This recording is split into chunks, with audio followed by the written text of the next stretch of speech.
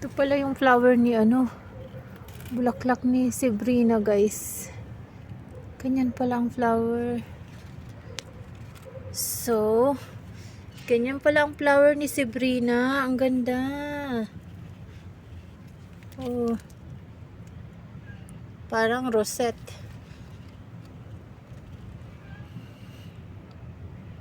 Oh. Flower. Sabrina flower. Look at that one. Oh.